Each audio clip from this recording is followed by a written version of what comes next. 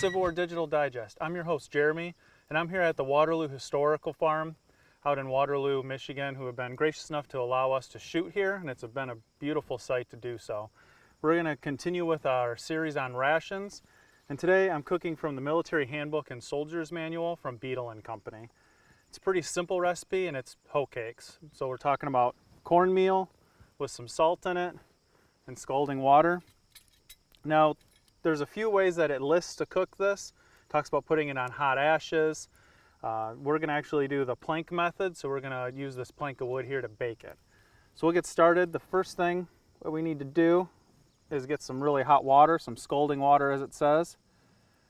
And we're going to pour that into the cornmeal. It doesn't say how much, but we're going to need to make a really stiff dough. So I'm going to go easy on the water because you can always add, you can't take it out.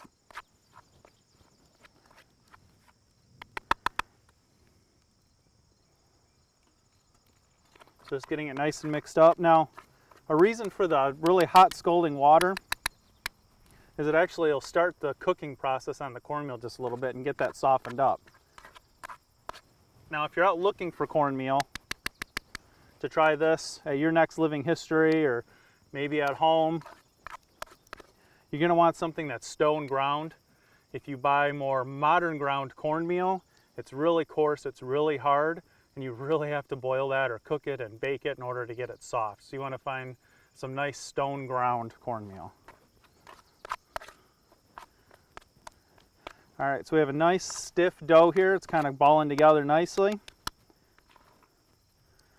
It's a little warm, but not too bad. So we're going to get that into a nice cake.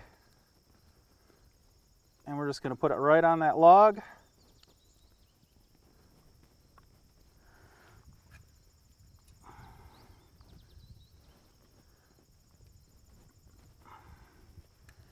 And then all you do is lean that up towards the fire on a slight angle and let it bake there against the hot coals. Once you see that the one side has started to brown, we'll flip it. This is going to take a few minutes, so we'll be right back with you in a moment.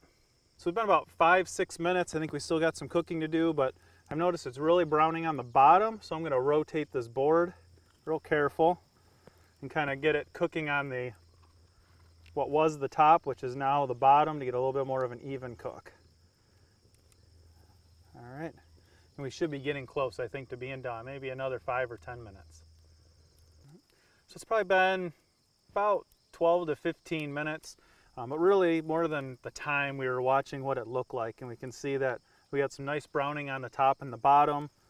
It looks like it's cooked on the surface there, and actually around the edges I can see where it's pulled away from the board as it's cooked. So I'm thinking it's good to see about flipping it. So we're going to pull this up.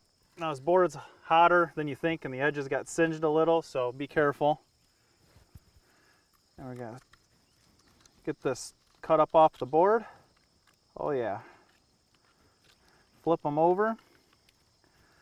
Now I'm going to put them back up against the fire. I can see there's just a little bit of doughiness here in the center.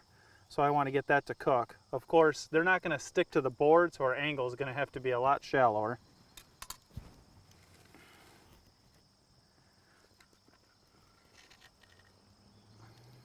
So we're sliding that back in front of those hot coals, and we're just going to give that another few minutes, and then I think we'll be ready for our tasty treat. A few more minutes have passed. I can see they've dried a little bit more, so I'm going to pull the board up, and I think we're ready to eat one of these. Oh yeah, look at that, it just fell apart. It's crisp on the outside, it's still got a little soft on the inside.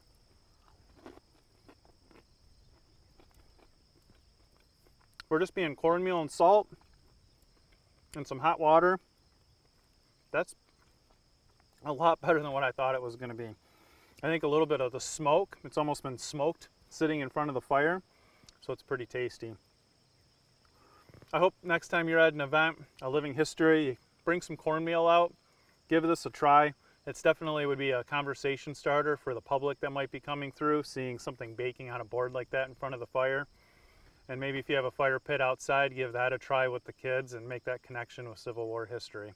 I'm your host, Jeremy. Thank you for watching this episode. And I also want to say thank you to the patrons who helped make this episode possible.